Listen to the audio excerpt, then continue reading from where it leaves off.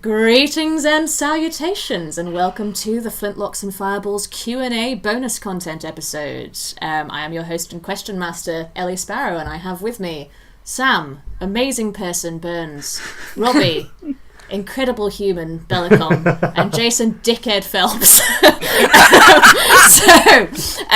This episode is brought to you by our lovely stowaways, funnily enough. So we've been saying we'll do a Q&A for about, 3 months now. Yeah, something like that. Yeah, something like that. And our stowaways have kindly sent us questions.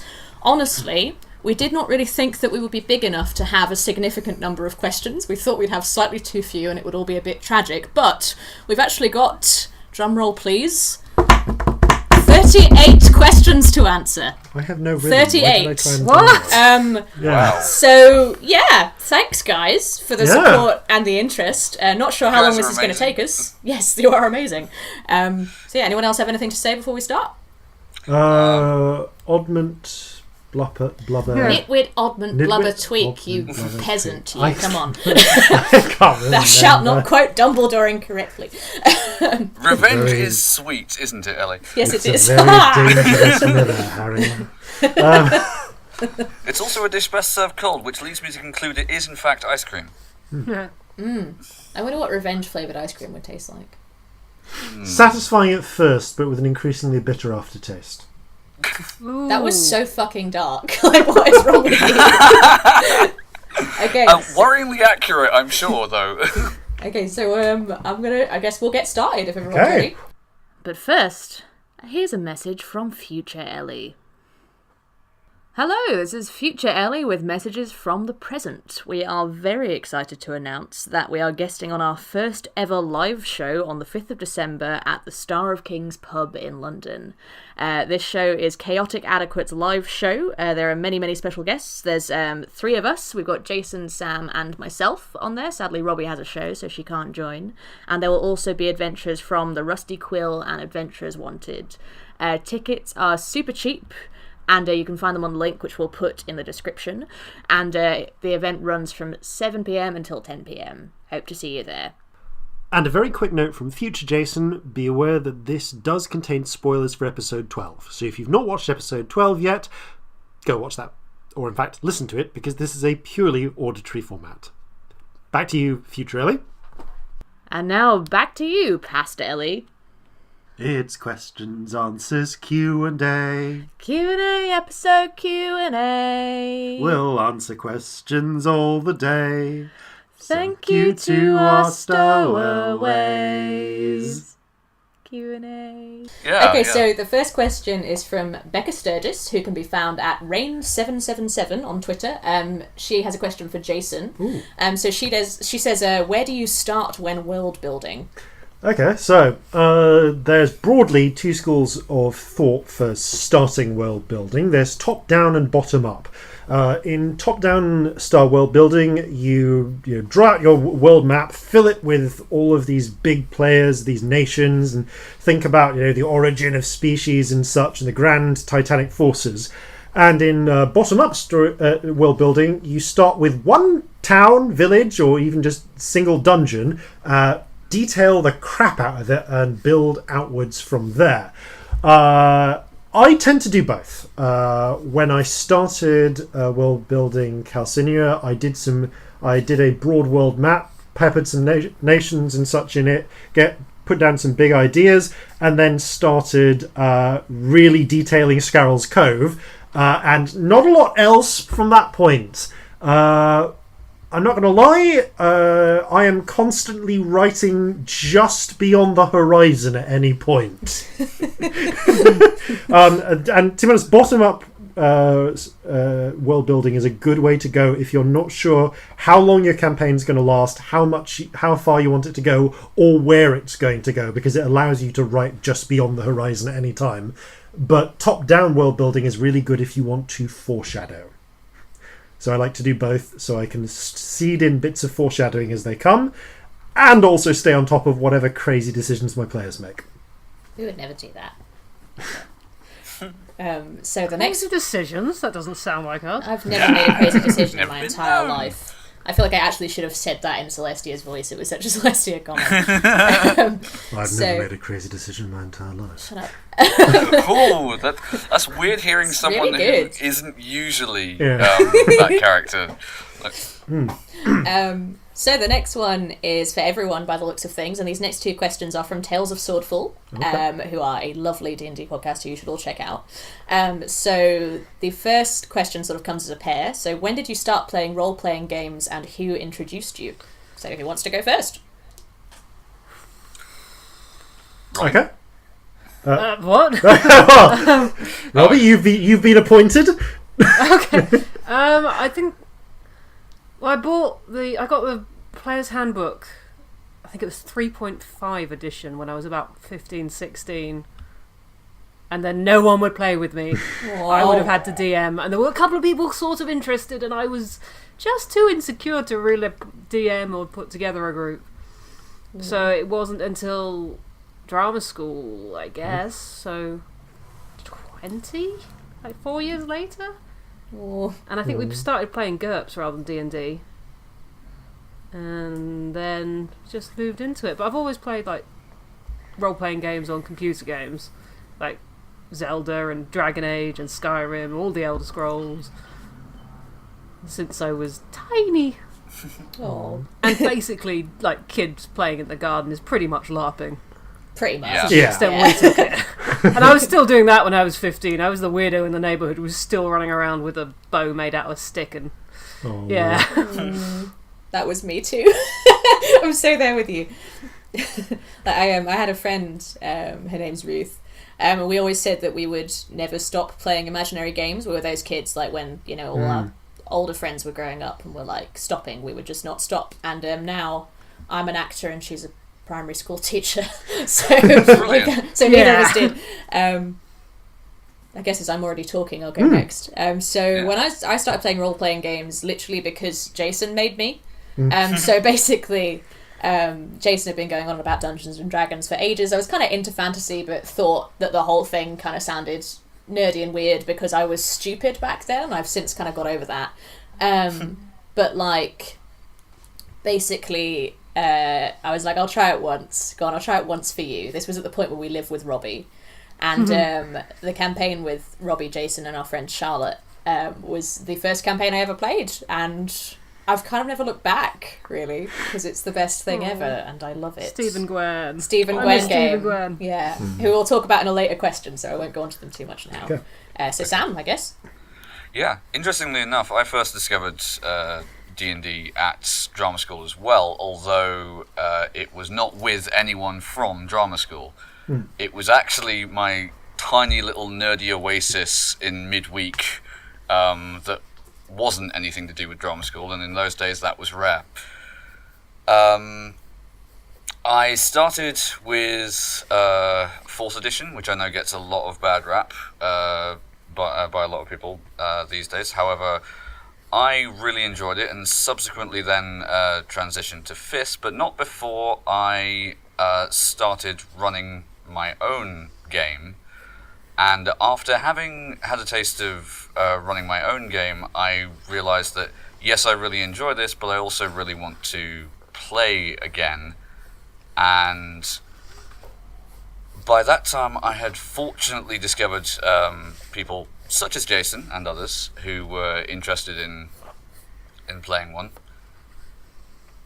And it sort of snowballed since there, and I've got to the point now where I am actively involved in at least 5 that I can think of immediately off the top of my head. I'm so Most sorry. of which aren't as regular as this one, thankfully, because then I would not have a life. No, you'd just be D&D. You wouldn't even be a person anymore. Yeah. I mean, that sounds pretty great. It does, But actually. it is. It's a juggling act, but it's one I thoroughly relish because, as has previously been observed, it's fucking awesome. Yes, it so is. I got into D&D in 3rd edition, not 3.5, 3.0, back when it came out in 2000, I feel it was, I think it was thereabouts. 2001. It was edition. Yeah, that would make sense because I got into it shortly after 3rd edition was released. I remember having the player's handbook at least at 14. I might have gotten it at 13 because I was 13 in 2000. So yeah, I got into the person who got me into D&D was me. I didn't have anyone introduce me to it. I got into role-playing through the weirdest thing, though, because I got into that from Ultima Online, that MMORPG back in the day. That 2D isometric one before 3D, where I was having a certain amount of fun doing dungeon raids and such. Got bored of that, and then I discovered this thing called role-playing, and I was into acting, and I was like, oh, it's like acting, but, I make up the lines and stuff. And through... Such a succinct way of putting it. Yeah. And through that, I learned from, I think it was IRC chat and so on that I found out about people playing this RPG that didn't involve you having to have Ultima Online called D&D, and I think I was playing off the D20 SRD online and stuff before I actually bought the proper books for myself. One of which I have all of the core 3 from 3rd still on my bookshelf from 18 years ago. You should see his 3rd edition player's handbook. It's old. Yeah, it's well loved. Thing to behold. It is worn. I still have in the frontispiece of the Dungeon Master's Guide the Marshall Middle School Drama Prize note, because that's what I got. That's where I got the money to buy it. They let you buy one book that costs 20 quid or less. Oh my goodness, the days when D&D books cost 20 quid or less. Fucking hell. Things have changed. Jesus. It's been nearly 2 decades. Inflation has happened. There's been a couple of, at least one major recession since then. You're old. I just remember I used to roleplay on World of Warcraft. I'd forgotten that I did that. Back on, I was in Dark Moon Fair, the European server. I used to roleplay on that one. Cool. Just sitting in pubs pretending that we were doing things. That's so cool. I used to play on the Chesapeake server of Ultima Online, and I didn't realise that Chesapeake was in America, and it fucked my sleep cycle up ever since. Oh. Right, next question. So this is again for everybody, and it's a similar thing. What about RPGs do you like? Big question. I mean, I guess I can start this one. Yeah. Go on. So I really like being inside a story and having absolutely no control over it. There's something really fun about that, because the thing with D&D is that, and I guess RPGs in general, is that, there's a narrative and you follow it, but it's the same as sort of a choose your own adventure book. You don't actually know what's going to happen, and even the person running the story, the DM, doesn't entirely have control, because it all comes down to a fucking D20. And just that sort of place of mild fear and anxiety that puts you into brings me a great deal of joy. And I've never been so immersed in a story than when I've been doing either long form improv like we did at drama school, or D&D, which is fundamentally the same thing. So it's cracking. I love the opportunity to explore different perspectives than your own life.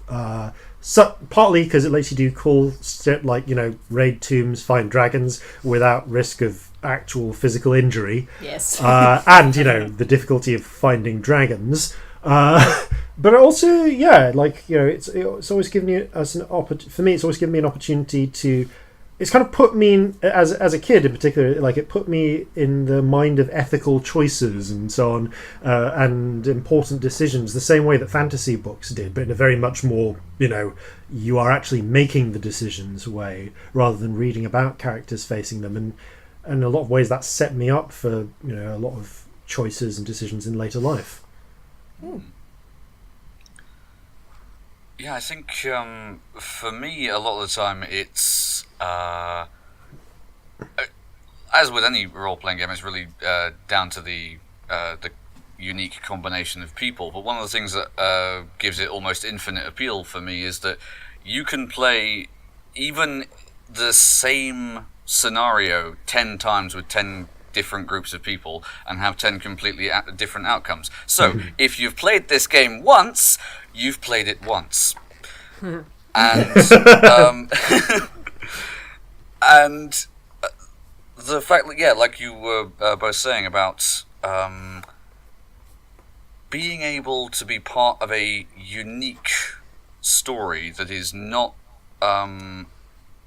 anyone else's really other than yours and the people that you share it with is something that I don't think you can get in any other form of entertainment.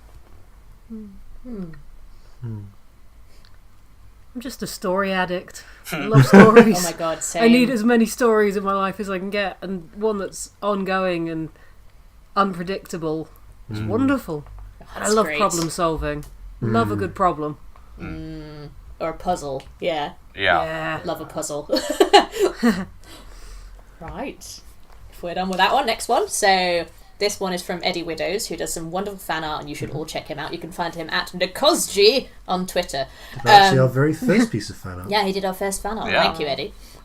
So he has two questions. His first one is, given that D&D is typically swords and magic and an absence of black powder, what was it that particularly inspired you to move it to an era of pirates and muskets? I guess this one's mostly for me. Yeah, I guess so, yeah. Yeah, because I wrote the setting. I really like this time period. I mean, yes, there's cool things like the muskets and so on, but this, without getting into the big plots and everything, this whole campaign is a love letter to the period 1780 to 1815. Condensed down into a campaign that I don't know how long it'll take. It might take a couple, 2 or 3 or even 5 in-game years, but it's really like a lot of stuff condensed down into that. I love a lot of the philosophical questions, the changes in government, panics that were at the time, and there's a lot to explore, and a lot of those themes which are still very relevant today, like themes of responsibility of government, tolerance, I kind of hate that word, so really intolerance I should say, and acceptance is a big thing in that time period as well.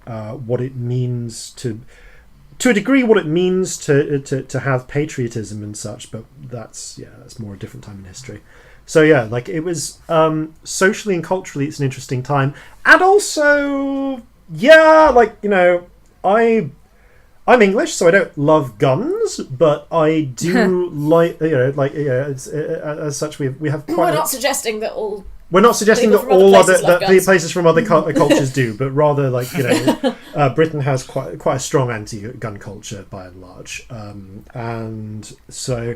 But in this kind of time period, it's not the industrialized, mechanized death of the First World War and later that starts to happen, but rather it's a more romantic time when guns can't quite as their most effective yet. Yeah. Yeah, like there's guns, but they're not. Yeah. Machine guns or. Yeah, and so they kind of mesh well with that quite romanticized feeling of the time. Cool. Okay, so next question is again for you. Actually, this is very much for bloody you. hell. So, regarding episode 12, so spoilers for anyone who's not listened to that yet.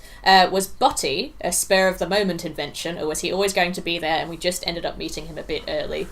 Yes and no. Butty as the character who you nearly gave a heart attack to, and then whose wife you got shot, was a spur of the moment character. See? Poor Janine. Entirely in the moment. However, and again, spoilers for episode 12, there was always going to be an owner of the grain silo. It just happened to be a lovely moment of dovetailing to make that the same character whose life you'd endangered and then saved. And so, but yeah, the character of Butty, the sort of a much more stereotypical halfling within the setting, like the middle to upper class, well-to-do halfling with a massive family. That was spur of the moment, and that partly came from a desire to show what halflings who aren't Corzin are like. Fair. Yeah. as Corzin's a bit of an iconoclast in some ways. Yeah. Just a bit, yeah. A bit. Speaking of Corzin, this is a question from Holly Gee, and it's for Sam. If Corzin had a dating profile, what would it contain? Okay. I've given some thought to this, weirdly enough. Yeah, this was a question we had a while ago, so Sam's had time. Yeah. I imagine it would be something like, hello, ladies. Look at your man, now back to me. Now back at your man, now back to me. Sadly, he isn't me, but if he stopped drinking yellow-scented bilge water and switched to Orcus XO, he could drink like he's me. Look down, back up. You're on a boat with the man your man could drink like. What's in your hand? Back at me. I have it.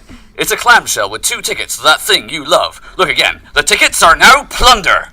Anything is possible when your man drinks at Orcus XO and not bilge water. I'm on a goat. Meh. So something like that.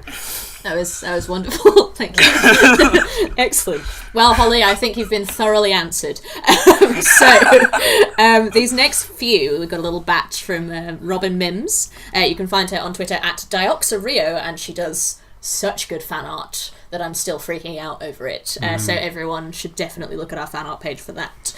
So her first one is going to take some explaining, so prepare yourselves. How did the 4 of you meet? Is her first one. Where shall we start? Shall we start with me and Sam, then you and Robbie, and then go from there? Yeah, then you and me. Okay, cool. We have to cover you and Ellie as well. Yeah, we'll do that last. Let's do it chronologically. So chronologically, then, I think Sam and me met first. We went to drama school together. I think you were in my audition initially. Yep. I knew even then, I shall do well with this one.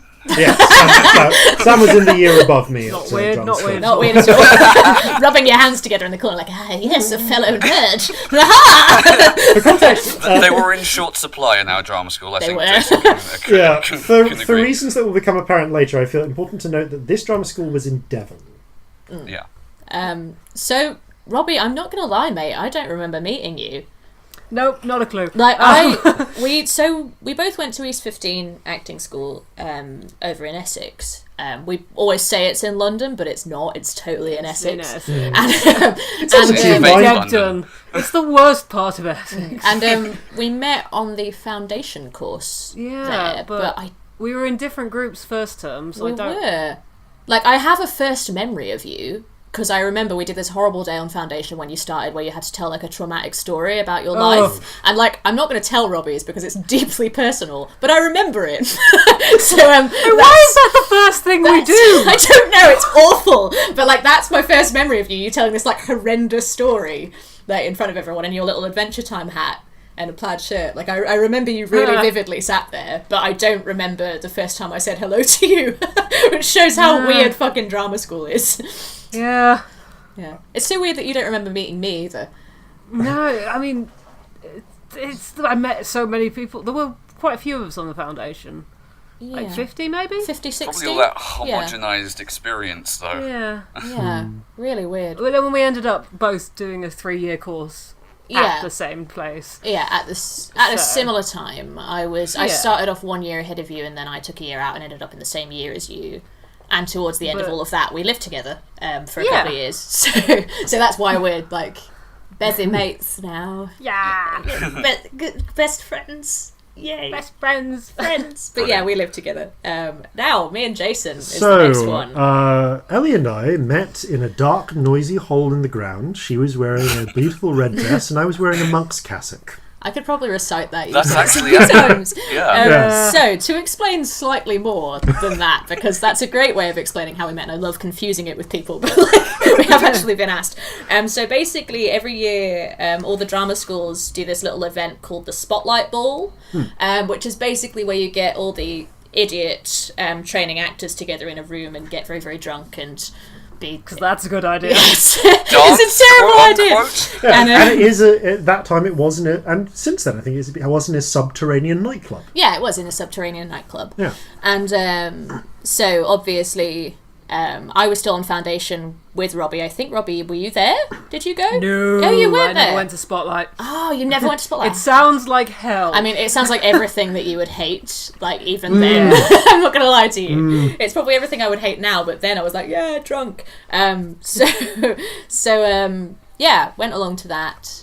And it was loosely fancy dressed. It was like best of British themed. And about 1 in 20 people actually bothered to do something British themed. I wore like a red dress with a blue belt because I was like, yeah, Britain colours, because I couldn't be asked to get a proper fancy dress outfit together. And Jason, being Jason, I decided to go as a pair of classical British figures because I didn't actually have a visual reference for either of them at the time. So I got a monk's cassock and decided I would be either or both Geoffrey of Monmouth or the Venerable Bede. And I mocked up a book cover for a book which I still have, which is a 1920s first edition primer of bookkeeping, with... I think it was on one side it was the ecclesiastical history of the peoples of Britain, and the other side I can't remember what Venerable Bede's one was, but it was the equivalent work. Jason trying too hard, Phelps. Yeah. Jason nerd Phelps. Yeah. But I mean, clearly it worked for someone. Clearly it did. So basically what happened was Jason introduced himself to me very coyly, and we ended up getting on very, very well. We talked, we danced, we snogged in a corner for most of the evening. You bought me a drink? I bought you a drink, yes. I remember that. Yes, and yeah, we got on really, really well, snogged a lot, and towards the end of the evening I basically said something along the lines of, if you're just here to fuck me over and you're not going to actually be as nice as you seem, then can you go away, because I'd had a terrible time with men quite recently before that. And Jason basically said, no, I'm not going to do that, but you are really, really excellent and I am in London tomorrow, so shall we get lunch? And things kind of went from there. Yeah, the next day we went on a little date and decided to get together that day because we're completely insane, and here we are 6.5 years later living of in a which flat 2.5 of those years were long distance because I was in Devon and you were in Essex. Yeah, but long distance works if you have like an end point, yes. So it's okay. But yeah, I don't know if we've actually mentioned that we're together on the podcast before. Yes, but hello, we are 6.5 years deep, as it were. And I met Robbie through Ellie. Yeah, because I lived with Robbie. Yeah. God, how long did I live with you? Ages. Like years. Like 4 years? Like 4 years? I lived with Robbie for like 4 years, so obviously Jason met her and when he came down, and then he eventually moved in with us, so we lived like as a housemate lot. And I think that's when, and eventually, did you, because you got, the pair of you, Robbie and Sam, I'd wanted to get the pair of you to meet for a long time, but it wasn't until relatively recently. I feel like it was one of my birthdays. I think it was April. I think it was your birthday. Was it this April? Yeah, it was. It totally was. Because I want to say that it was your 30th, but no. No, that was my 31st. Sam and Robbie have only met in real life like 4 times, guys, somewhere. just for the record. I was on tour for your birthday before, wasn't I? Yeah, Yes, you were. Yeah. A different tour. Yeah. Robbie is perpetually touring. Damn you and your successful acting career. You and your career. But yeah. No, but weirdly enough, yes. And I have to say, actually, Robbie, you did come highly recommended. Yes. But what I will say on the previous point about how Jason and Ellie met is, upon this moment, ladies, gentlemen, and variations thereupon, hinged everything you hear within. The fateful red dress and monk's robe. We hadn't done that. This wouldn't have... I don't know where I'm going with this. Sorry, that's how we all met. Yeah, so that was an in-depth answer, but it kind of had to be. So next question from Robin Mims. What made you all decide to create an actual play podcast instead of just playing the game? I've been bugging you for about 1.5 years, I think, Pretty of us. much that. Yeah, basically. But also... It means we get to play every week. Yeah. It does. That's the main motivation. It means we will play every week. Also, if a wonderful thing. You go about something slightly differently if you're doing it for the entertainment of others, and it's a nice extra layer for me, because you never just sit back and like do the same spell 5 times. You always think of Yeah. a creative way because you're like, they've just seen that. What else can I do? Yeah. And it actually has added a lot to my D&D play. I'm far more immersed in the role playing because I know it's more interesting and like I'm more creative with all of my choices. It's lovely. It's done something really good. Yep, same. Absolutely the same. Yeah. But also we get to play every week and it's great. Yeah. So Yeah. Also for me, I'd wanted to do something like this for ages, but I hadn't actually had a group of people who were crazy enough to want to do it with me. So when Jason suggested to me that this was even a possibility, it was like, yes, I'm in. Please, when do we start? I mean, basically it's D&D and improv, which are, I think, most of our 2 favourite things. I love improv so much. Yeah. Yeah. I mean, long form improv. I'm not going to say no to like 4 hours of improv a week. Like that's not. No, you're going to say yes and. Yeah. Hey. Hey. Sorry, that was too easy. Improv It was humour. great. I enjoyed it. So next question. Again, we're still on Robin Mims. So, who are your favourite NPCs? So I guess we all get one each. Oh, it's Okay. hard actually. I like a lot of them. Yeah. Olga. Fuck off. Fuck off! She's not I an can NPC, see she's why. a villain. It's different. I can see why. I'm stuck between Fighty and the Crosswater Sentinel boy. I really love both of them, and I can't pick. Gosh, yes, at the time of airing, his name is not known. Yeah. Oh, jeez. Oh yeah, we must make sure not to say that actually, because we Yeah, now know it, but yeah. we can't. Well, obviously, we're slightly ahead of the rest of you. Yeah. Yeah. I was about to say something terrible then. Things that definitely haven't aired. No. Oh, I really do like love Justice as wisdom. well, though. Oh, wisdom. Yeah. wisdom, Oh. Oh. courage. Oh, all of the Gramanis. Gramanis are wonderful. I think for me, just because I'm a little bit morbid, it's a toss up between either Fighty or Jimothy Buchanan. I do love Oh, Jimothy. Jimothy's great. Oh my god, Yeah. you just write good NPCs that I can't. Yes. I have a special place in my heart for Thurling. Oh, I Yeah, like Sterling was as well. brilliant. Yeah. Sterling was absolutely brilliant. Friend worries me, but Oh, I love Friend. I'm so concerned about Friend. Do you think he's secretly evil or something? There's just something going on. It's weirding me out, but we have no evidence for that at all. So the next question: how did you pick the name of the podcast? So there was a long list Of bullshit Yeah. names. of really bullshit names. At one point, it was just Guns and Magic. There was Yeah, also which doesn't quite have the same alliterative ring to it. there was as also Flintlocks and fireballs and firearms at one point. I think that was the which one is terrible. just before we did Flintlocks and Fireballs. There were so many things that just sounded just not quite right. Yeah. God, yeah. I think naming it took us about like 3 weeks. No, It that was was something Yeah. and something for a long time, though. Yeah. It was always there was a point where it was always going to be something and something. Yeah. Yeah, Yeah. there was. So, next question comes as a trio because it felt like it should. Boxers or briefs? Coke or Pepsi? Cake or pie? Briefs, Coke, Right, remind me the narrowly difference cake. between boxers and briefs. Boxers are like... Tightness. Oh. is it? Boxers are looser than briefs. Ah. Okay. They are broadly the same. Like briefs aren't like Y fronts. They're still like, hugging the top of your legs. But briefs are Those tighter. ones then. Yeah. Okay. Male pants. Man pants. They're much more comfortable. So, Coke or Pepsi, cake or pie, Robbie? All of them? Okay, all of the above. So, I don't drink much. I mean, I drink off-brand Coke because it's cheap. And I drink a lot of Coke because I drive a lot and the caffeine's really good.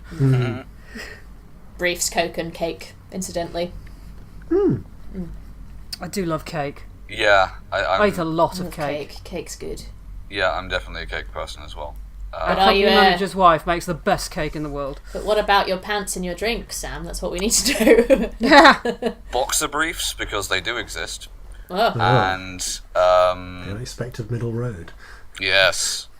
The middle way, the Buddhism of underwear, as it were. And marginally Pepsi. Oof, controversial. Okay. Yeah. On the vein of drinks, what are your poisons of choice? Cyanide. You can mix it into amaretto and no one will know. I mean, You're yeah, such you a can, fucking you probably- DM. Do you know that? That's horrifying. I was going to just say whiskey. Oh, you were talking about alcohol. Yeah, what are your poison? What's your poison? It's like, I mean, Yeah, is it- no, yeah. For alcohol, brandy, but yeah. No, whiskey is something me and Celestia have in common. Cider, rum, or really good whiskey. I do like rum as well. And red wine. Or cheap honey whiskey. Red almost. wine is my writing drink of choice. I write on red wine. I'm actually drinking the last of my brandy. I'm going to have to switch over to It's a great the shame. Oh, spiced no. rum. Very sad. What about you, Okay, Sam? yeah. I have I've discovered a liking for rum in more recent years. I'm also, I think, quite an enthusiast of beer, but I also brew my own cider. So I'm gonna yeah, say, you've I've got got any any cider. yeah. The cider So- brewed in Sam's house is wonderful stuff. It's incredible. Yes, we'll probably be drinking it on this podcast at some point. I'm sure we will. I bloody hope so. Yeah. Okay, so next question. Can we send you stuff? Is the next question.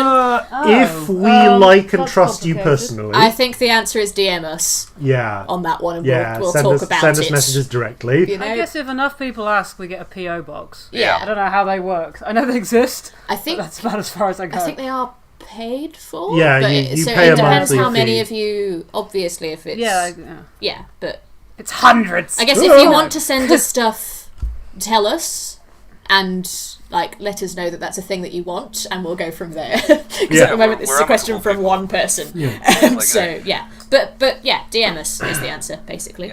Yeah. So these next couple of questions are from a D&D geologist on Twitter, also known as Ammon Barnhart. He plays on Tales of Swordfall. So the first one is fairly simple. What Hogwarts houses are you all in? Slytherin. Hufflepuff. Gryffindor! Gryffindor. Wow, okay, that's that one done. Yep. We're lacking Ravenclaws. No Ravenclaws, No that's why we're Ravenclaws, so yeah. stupid. Yeah. What kinds of characters have you all played before? Oh. I mean, how a long have you druid got? for a Many. long time. A druid was my first one. A super stealthy ranger rogue multi-class. I was a sniper. It was great. Oh, I've also played a wizard before, briefly. Wizard orc. Yeah. I mean, various one-shots and just other things. I mean, I Jaegered a cleric for a long time as well. Yeah, it's Nice. true, you Yeah. did. He was never there. Yeah. Love a cleric. I really overly like favoured Warlock. magic users for a long I time. like a magic user. love magic. I've never played a pure fighting class. I don't And enjoy even the hitty Barbarian, classes. think I'm I like multi-class. playing magic people. I need a caster of I some like kind. a bit of magic. I'm discovering my liking of more martial classes now, although I'm given to understand that's kind of backwards to the way most people play the game, is that they start off with the hitty, smashy, fighty classes and then move on to the wizardy Oh, classes. definitely but- not for me, yeah. Yeah. No, you went druid first of all. I mean, Druid's fucking complicated. I don't know why I picked it as my first character, but I had so much fun as her. Haven't Yeah. played a ranger. Haven't played a rogue. I think that's it. Oh no, haven't played a warlock. But you've played everything else. Basically everything else, and my favourite is wizard because they're the most preparation like heavy warlock. class. In 5th, I haven't played a sorcerer or a barbarian. Okay. Or a warlock, technically, although I've kind of got an NPC that is one in one of the games. Oh, I'm not counting NPCs. Oh, yeah. Yeah. No, okay, yeah.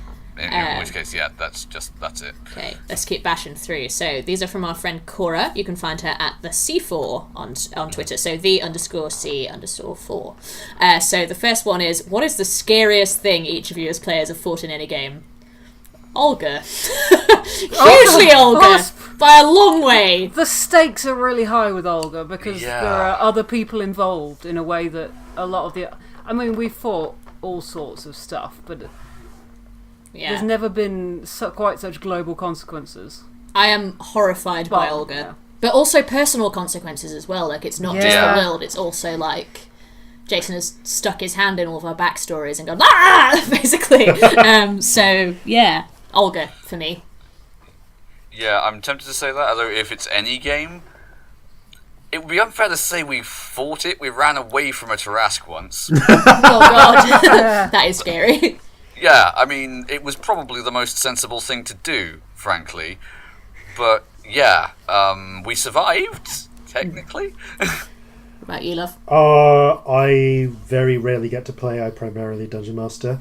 But from the few games I have played... I need to DM for you sometime. Yeah, from Yes. the few games So I you can play more. have played. Scariest... I mean, I hated the house in Death House. That was I scary. love the house in Death House. that's I've been so cool. prepping that for another group today, and I'm loving Yeah, it's drawing probably out a toss-up maps. between the house itself from Death House and the one time my character, bleeding, broken, no spells left, almost out of items, isolated from the rest of the group, ended up dueling just this weird spider, crystal spider avatar of a demigod.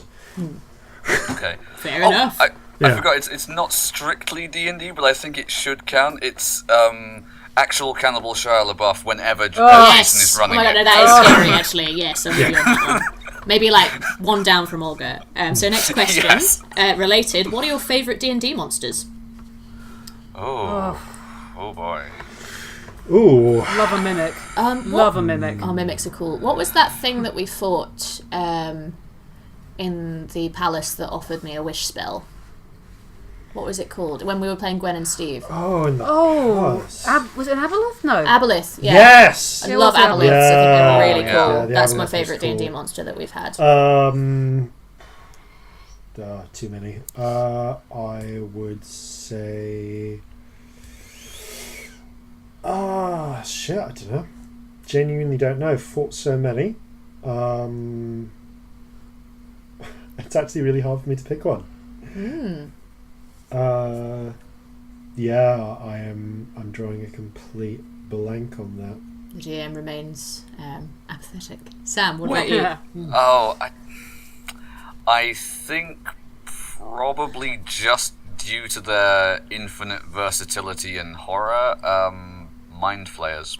Oh, Mind Flayers are cool. Yeah. So cool. Shadows are pretty nasty. Shadows Yes. are Just scary. gonna say that. Yeah. Yeah, Moving on. again, only when run by Jason. No, they're Well, pretty you nasty put by them in default. any sort of volume and they become nasty if you haven't got a Yeah, cleric or death something. spirals. Death spirals Yeah. are a problem. It's just Actually, take that back. Gibbering mouthers.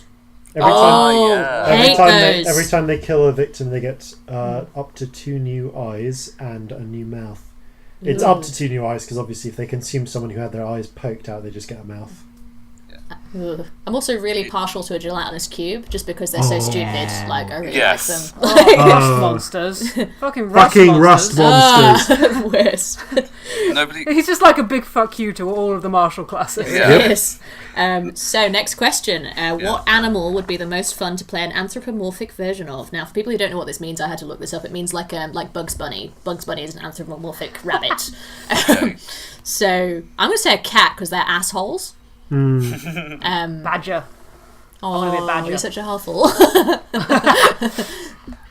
Are we talking actual real life animals or Well, fantasy? It doesn't say that. Yeah.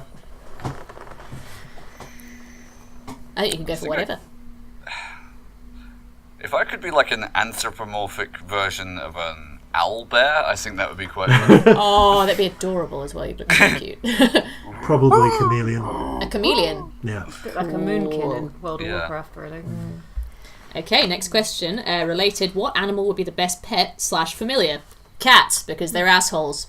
There we go. Me again. I love cats, I'm sorry. Giant eagle. Oh, Really cool. Yeah. But it would be fun. You can get it to go anywhere. I love ferrets. I really like ferrets. Yeah. Saw a guy with a ferret on a lead the other day. I was like, yes, that's what I want. I do remember the familiar that I chose back in 3rd edition for one of my, I think it was a sorcerer, was the tiny viper you got because it let you, partly because he was such a good stealth option and partly because he let you do the deadly handshake. Yeah. You could hide up your sleeve and then just deliver a poison and do constitution damage when you shook someone's hand. I'm going to say it for the second time. You're such a DM. Fucking hell.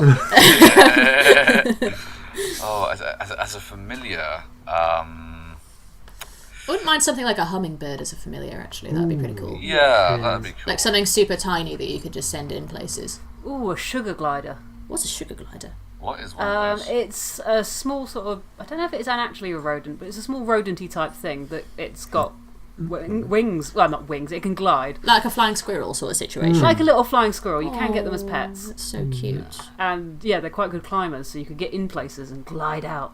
Oh, awesome. Sorry, A bat would be great as well. Love bats. Yeah, that's cool. Sorry for the clatter, think- by the way. I just dropped a pencil. Apologies.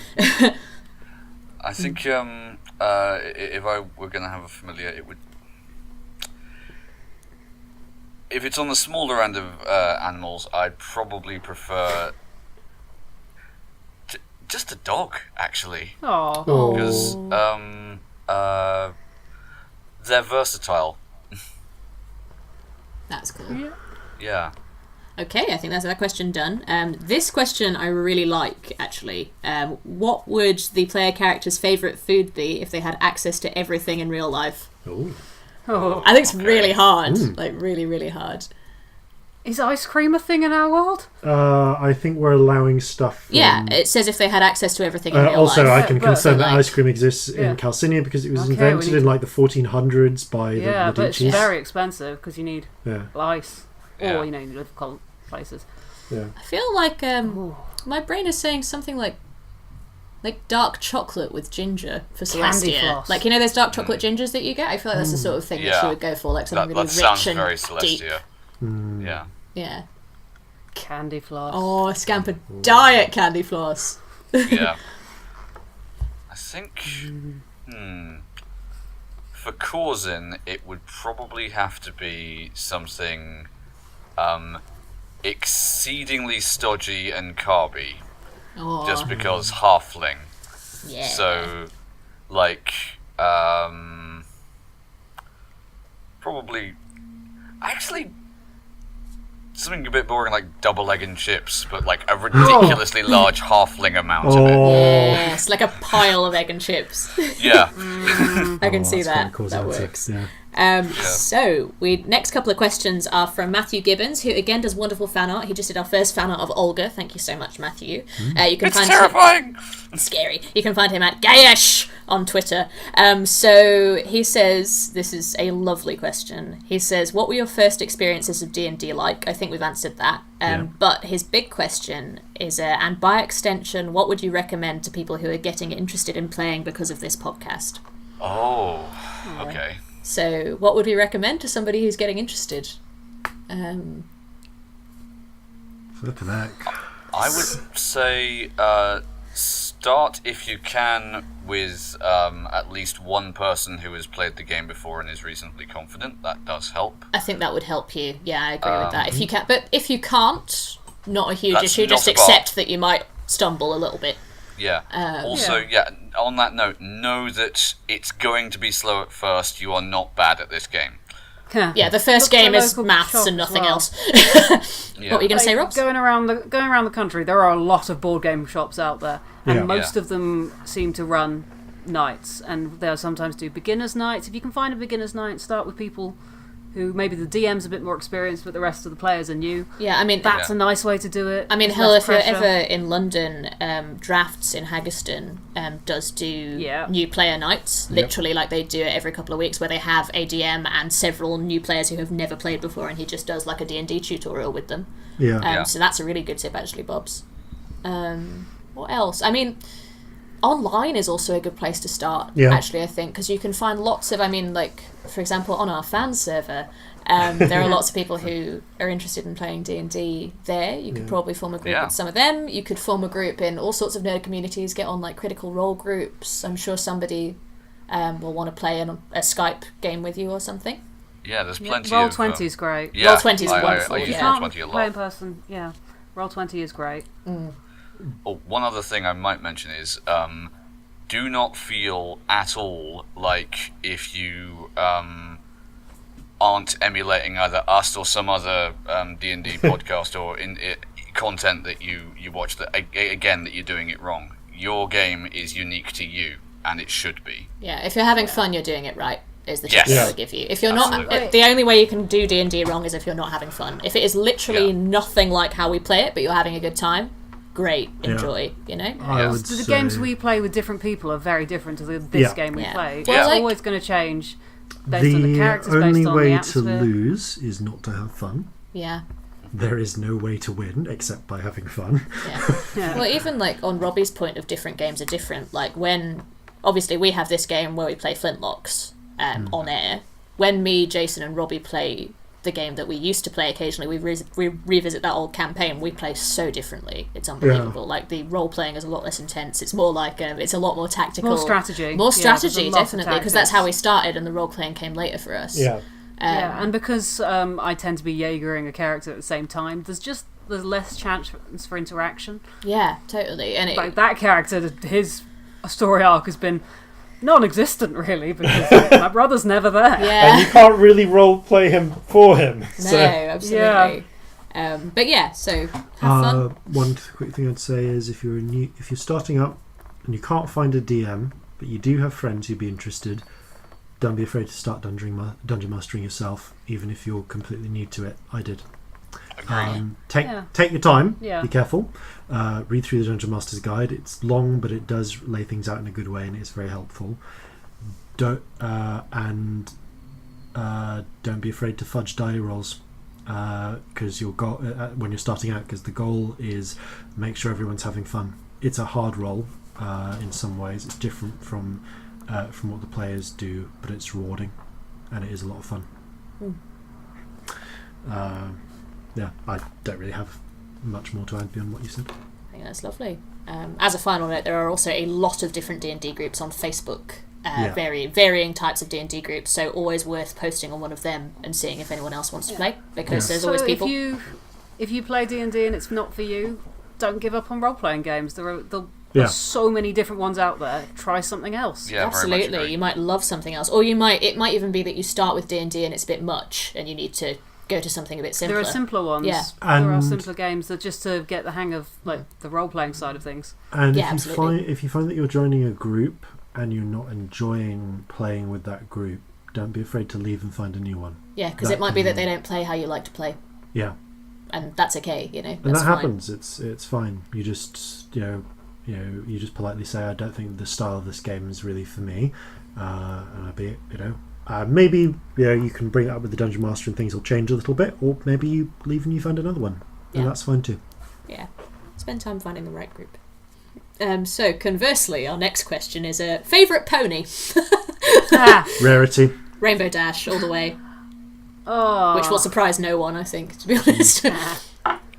Fluttershy? Aww. I'm torn between all of them. Aww. Rarity, really? I just took that in. Really? Yeah, Rarity's my favourite! I love her sense of style and her work ethic. Actually, no, I take that back. Derpy Hooves. Yeah. Oh, yes. Oh, Fluttershy is lovely. Rainbow Dash, Applejack. Oh. All of them. That's the most Hufflepuff answer I've ever heard. I love you.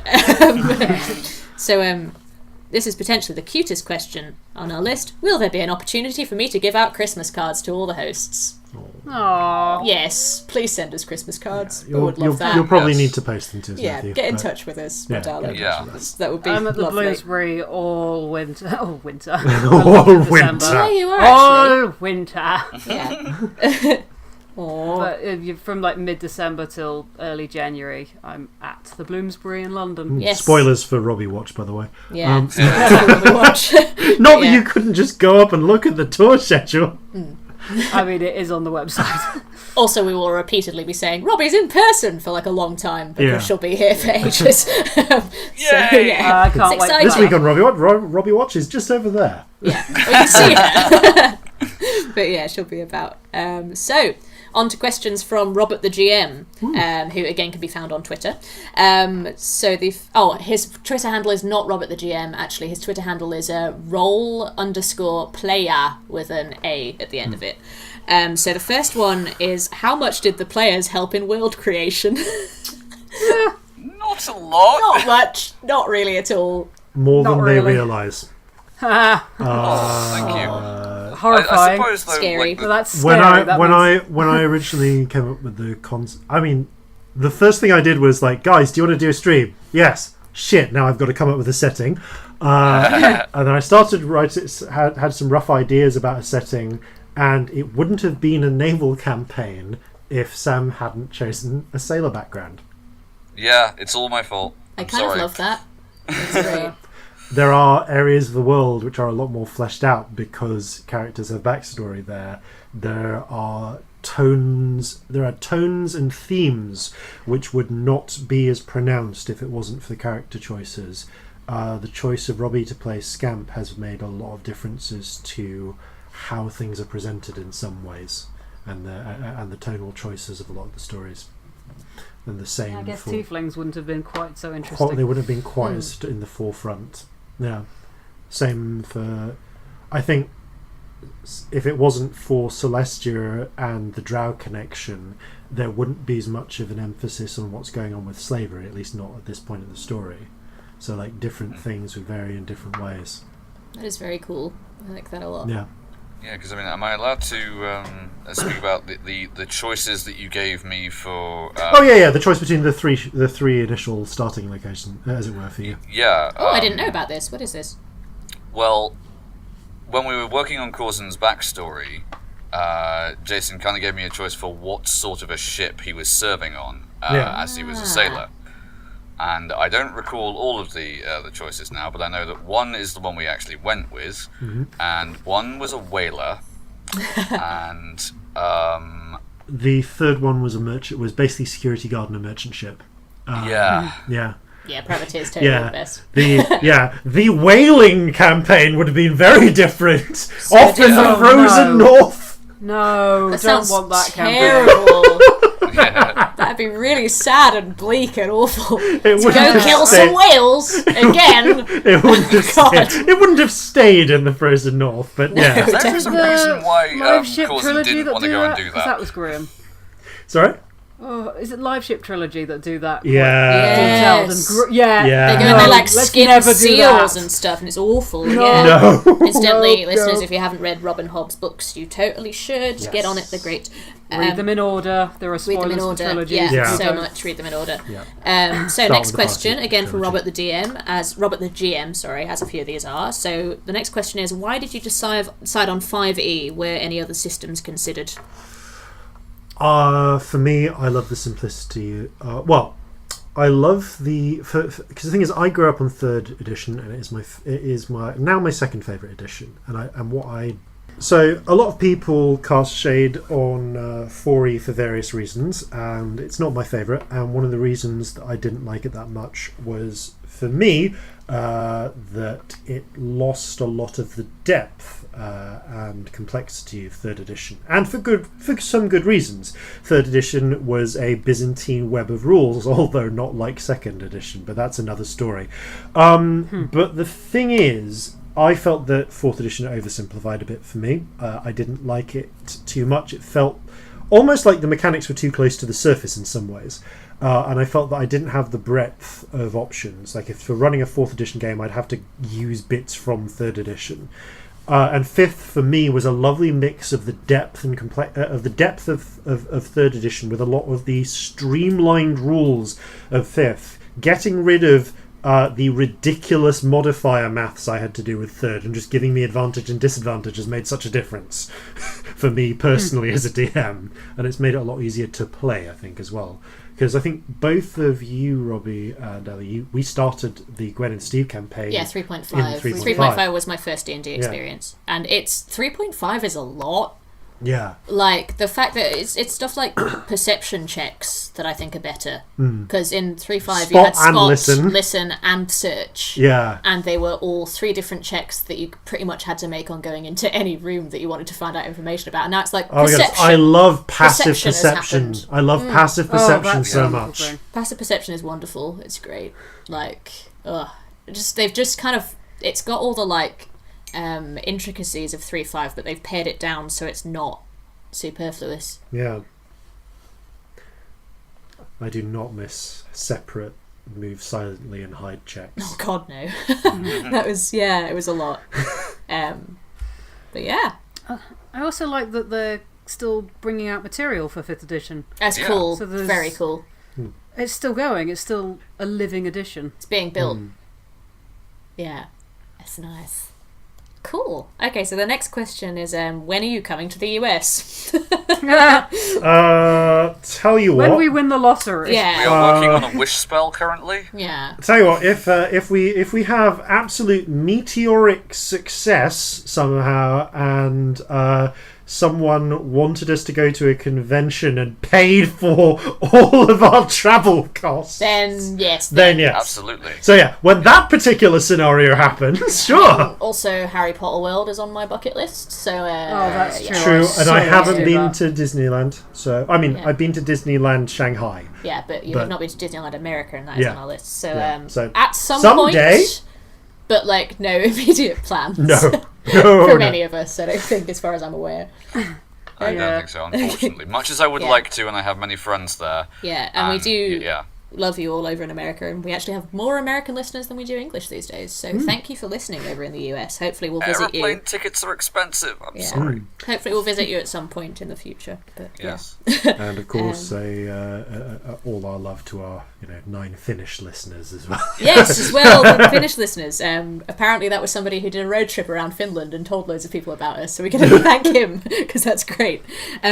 So, When will the cast be going to Finland? Easier. Well, probably sooner. I might go to Iceland in January, depending on that'd what be my awesome. brother's Hey, doing. if anyone's in Iceland, I feel like we have listeners from Iceland. I think we do. I think I've seen that on our stats. See if you can find them, Robbie. Yeah. Icelandic stowaways, get in touch. Yes, do get in touch. I would love that.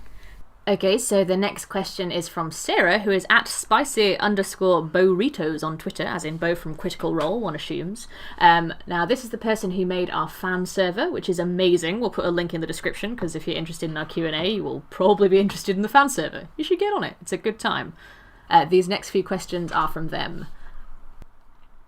So the question is, what is your favourite thing about playing D&D together? The fact that I get to spend time with my friends every week. Ditto. Yeah, concrete spending time together is definitely up there. We live very busy lives that leave us, and we're all geographically separated. Yeah. Yeah. And it's concrete time that we get to spend. Yeah. It's lovely. Also, the fact that you're all improvisers is such a gift. Oh, yeah. It's wonderful. Like, I was just going to say, in addition to that, it's actually, I think it's fair to say, brought all of us closer together as friends. my Yeah, God, so definitely. much. Like, I tell Yeah. you all everything now. We have this consistent Facebook message where we just spout bullshit Yeah. about our day, and it's lovely. Like, it's the nicest thing. Yeah. And that's So, what yeah. happens with the best D&D groups, is that, you can start doing this this crazy little game with each other, but actually you can end up forming lifelong friendships from it, and I certainly have. Yeah, hugely. Yeah. Love you guys. Oh. Oh. So the next question is slightly less sincere. If you could turn into any animal, what would it be and why? Cats, because they're assholes. Rule of three, bitches. Yeah, it probably would be a cat. I really love them. I want one. Do we have to be real or can it be fictional? It doesn't say it has to be real. It says any animal. Then I'm going for griffin. Yes, love that. All the good bits of cats and all the good bits of eagles. Nice. Yeah, makes sense. Flight. I mean, if I have the chance to fly, I'm not going to turn that down. True. Yeah, it'd have to be a flying thing, wouldn't it? Oh, flight does sound fun. Maybe I don't know. Winged cats. I mean, if I could be a winged cat, I'd be pretty happy. Like a mini griffin. Yes, Oh. but also small enough to kill up in front of fires because I get Oh, jealous. that does sound really good. Yeah. Talking of that, though, there are days where I really do quite envy the three-toed sloth. Oh. Just coming down from the tree to shit once a week and never leaving otherwise. Having moss grow on you because of how little you move. Oh. Yeah. Yes, Yeah. it's No, amazing. that is great. Maybe a peregrine falcon. Can see you as a Yeah. falcon. Yeah. That would work. Yeah, that sort of speed would be incredible. Oh, maybe a cheetah. I like cheetahs. Cheetahs are cool. Falcons are faster. True. I mean, in a dive. Like, But I In can a also dive, bite there are people no and kill faster them. animals. so Ellie, you're just saying big cats because they're huge assholes. Yeah, they're really big assholes and they've got teeth and they can murder people who are dicks. And I think that would be pleasing to me. So yeah, I think we've all answered that one. So next one, this is a simple one. What is your usual D&D snack? Cheese now balls. we're recording nothing. Yeah. This is true when we're while recording, we nothing. Yeah. We all stuff our faces But during the break. Otherwise, cheese balls. Cheese balls. Yeah, Cheese what's balls are it? traditional. Yeah, or cheese balls. I try to be good. Occasionally it's it's Doritos, but Yeah, Right. currently my favourite mid-game D&D snack is alcohol because I can drink that without making much noise. Yeah. actually, Oh, yeah. I've been drinking whiskey. I Yeah. didn't drink for the first few episodes because I was like, we're doing acting and people are going to listen now. I'm like, oh, the whiskey! Ha ha! I mean, the only time when we've done all the whiskey was when we were all in person together, and it was that one episode. Episode 17, yeah, the drunk episode, the yeah. drunk episode. Yeah. And Robbie's there going, I'm not drunk because Scamp's not drunk for the whole thing. It's so funny. No, you're definitely drunk. Very, very funny. So the next few are from D. You can find her at DDragonFlame on Twitter. So the first one is, given that God is infinite and the universe is also infinite, would you like a toasted tea cake? Yes. I prefer crumpets. I don't get on with raisins. As an agnostic, I feel like my answer should be I don't know. Yes, I would like to eat a toasted tea cake. Excellent. 31 is we're on to question 31. I don't know why I haven't been saying numbers up till now, but now I've said a number. So the next question is, will you please name an NPC? NPC. Sorry, I've asked a lot of questions. I'm going a bit mad here. So will you please name an NPC Gregothy? No comment. Okay, well that's that one done. Can I steal Corzin's tricorn? Yes. If you can I catch him. think it's going to at some point be like scarcely preventable. If you can catch him, is the answer. Yes. He has little Remember, legs. he's it's small, fine. but he's a nimble fecker. Yeah, he is. So, next one. Will you ever make merch? What about an album?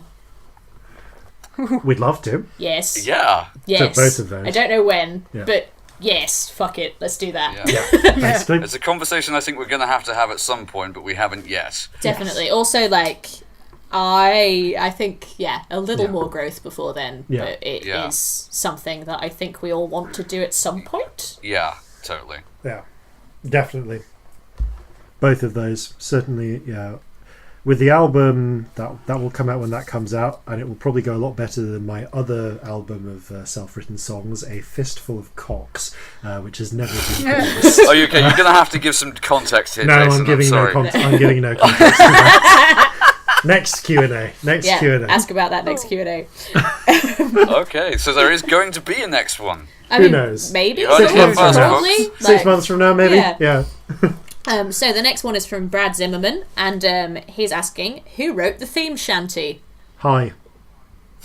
Jason writes everything. Jason writes the songs. Yeah, it's a He nice... writes the theme tune and he sings the theme It's tune. a nice way to get around the fact that we can't put any we can't do any licensed material for bonus content. Yeah. Yeah, there's that. I mean, Jason we is a have- content machine and deserves all the credit.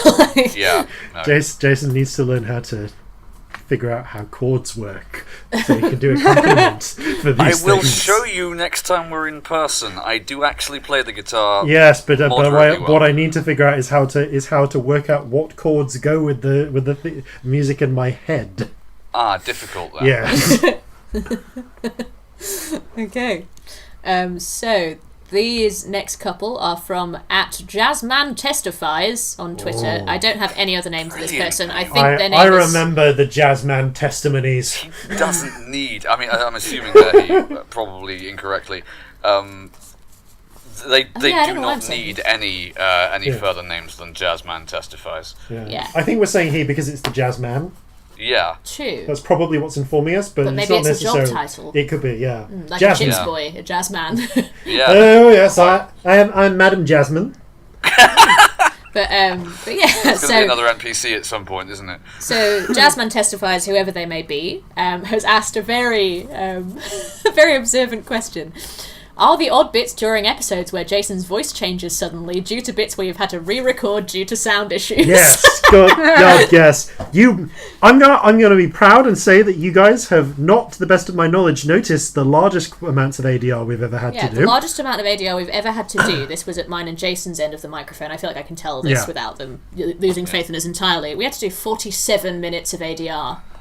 Yeah, there kind was of hurts my brain. there was a technical fault with the microphone. It just started. So we could hear what we were saying, but it basically ruined the whole recording because there was just this persistent noise for the Yeah, whole thing. So for- what we for- then for had to 40 do was seconds. listen to ourselves in our ears and say it into the microphone without the noise and basically re-record the whole thing by what we call at drama school underreading. Yes. It was a lot. Fortunately, we did still have, Robbie's and Sam's tracks were perfectly clean. So. Yeah, so we could listen to them and just pretend we were there, basically. Yeah. But yeah, it was that upsetting. was- We had to do it in 5-minute increments, and it took But us yes, hours. there are sometimes moments where we don't catch a technical problem, such as a loud car going by, a police siren or something, or the sound that happened just then, which is someone using their incredibly noisy recycling bins across the road, and I really mean 200 feet away So across the noisy. street through double glazing.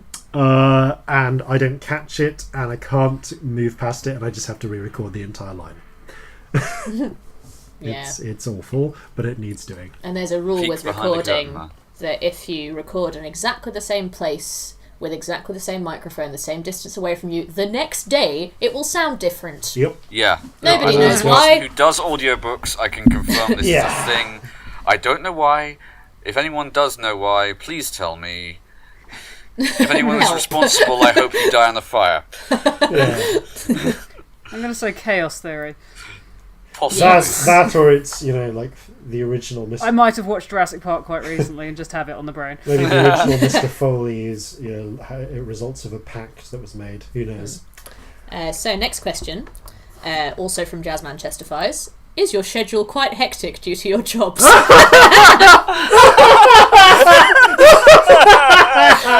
is sleep? Write in and tell us what sleep is. We need to know.